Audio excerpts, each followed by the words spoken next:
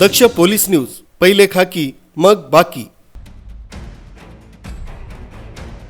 नाशिक जिल्ह्यात परराज्यातील अवैध मद्याची विक्री आणि वाहतूक करणाऱ्यांविरोधात राज्य उत्पादन शुल्क विभागाने धडक कारवाई केली। त्र्यंबकेश्वर तालुक्यातील आंबोली कुरसूल रोडवर संशयित बोलेरो पिकअपची तपासणी करत तब्बल 49 बॉक्स विदेशी मद्य जप्त करण्यात आले।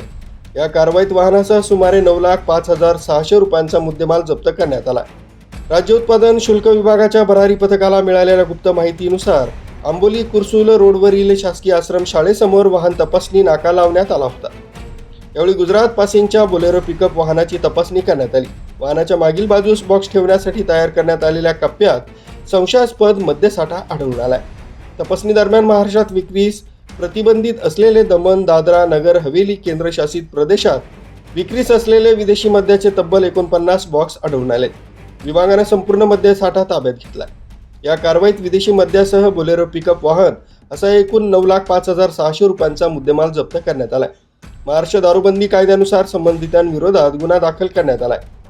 ही कारवाई राज्य उत्पादन शुल्क विभागाचे निरीक्षक विलास वामने, दुय्यम निरीक्षक संजय भिवा सावंत यांच्यासह जवानांच्या पथकाने केली। पुढील तपास दुय्यम निरीक्षक संजय भिवा सावंत हे करीत आहेत। नाशिक जिल्ह्यात अवैध मद्य निर्मिती, विक्री आणि वाहतुकीविरोधात राज्य उत्पादन शुल्क विभागाकडून कारवाई सुरूच आहे। नागरिकांना अवैध मद्याबाबत कोणतीही माहिती असल्यास विभागाच्या टोल फ्री क्रमांकावर संपर्क साधण्याचं आवाहन करण्यात आलंय। न्यूज ब्युरो, दक्ष पोलीस न्यूज, नाशिक।